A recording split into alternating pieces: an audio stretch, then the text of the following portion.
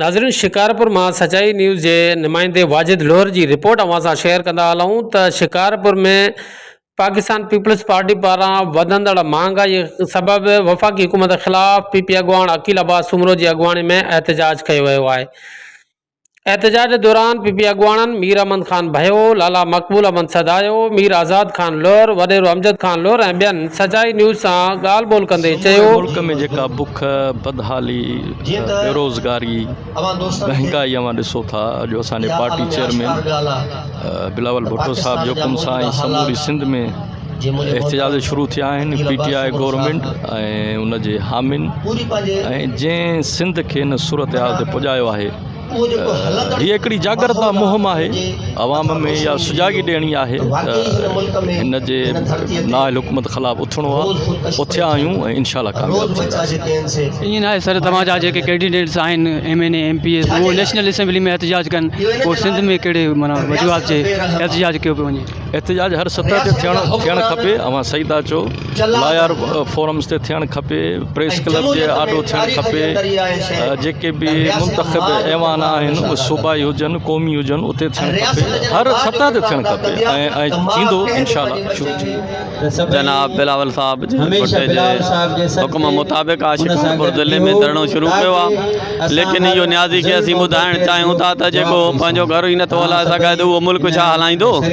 हर जाइ ते हर शइ महांगी कंदी थो वञे। असां इहो ई चऊं था त साईं महिरबानी करे हाणे पाकिस्तान जो जिद छॾ, इहा तव्हांजी महिरबानी थींदी तो गंज कयो हाणे हलायो आहे। पाकिस्तान पीपल्स पार्टी हकनि लाइ, आवाम जे हकनि लाइ लड़ी आहे और हमेशह लड़दी ईंदी। हिन हुकूमत खे को फ़र्क़ु नथो पए, असां एतिरा एहतजाज करे चुका आहियूं, पोइ बि हिन हुकूमत खे को फ़र्क़ु न आहे। असांजो आवाम मजबूरी जे करे लथो आहे हिते, हर को हिते आयो आहे मजबूरी लाइ, हर को पंहिंजी मजबूरी जे करे हिते लॻो आहे। महांगाई इलाही वधीक थी वई आहे। असांजो हीउ program Pakistan peoples party chairman Bilawal Bhutto Zardari जे हुकुम मुताबिक़ असीं पूरे पाकिस्तान में सरापा एहतजाज आहियूं ऐं असीं न्याज़ी हुकूमत खां मुतालबो कयूं था त महिरबानी करे अवाम खां जेको तव्हां जीअण जो हक़ खसियो था उहो न खसियो। असांजो पीपल्स पार्टी जो मंशूर आहे रोटी कपिड़ा और मकान। हीउ इमरान ख़ान उन जे ख़िलाफ़ु वञी रहियो आहे, माण्हुनि खां रोटी बि खसे थो, कपिड़ो बि खसे थो ऐं मकान बि खसे थो ऐं असां खां तमामु जीअण जो जेके हक़ आहिनि उहे खसे थो ऐं असां इन ख़िलाफ़ु सरापा एहतजाज आहियूं ऐं जेसि ताईं न्याज़ी हुकूमत रहंदी इंशाअल्लाह हे धरणा हलंदा रहंदा। जीअं भुट्टो जीअं त अॼु असांजो हे एहतजाजी धरणो जेको आहे पंहिंजे चेयरमैन बिलावल भुट्टो ज़रदारी साहब जे हुकुम जे मुताबिक़ आहे त जीअं हे वफ़ाक़ी हुकूमत जेका महांगाई कई आहे हद खां वधीक, उन जे लाइ असां रोडनि ते निकिता आहियूं, रोड बंदि कया आहिनि ऐं जेकॾहिं हीअ पंहिंजे हरकतुनि खां बाज़ न आयो त इंशाअल्लाह अञा असां वधीक जेको आहे सो भरपूर मुज़ाहमत कंदासीं ऐं वधि में वधि कोशिशि कंदासीं ग़रीब अवाम खे जीअं रिलीफ मिले।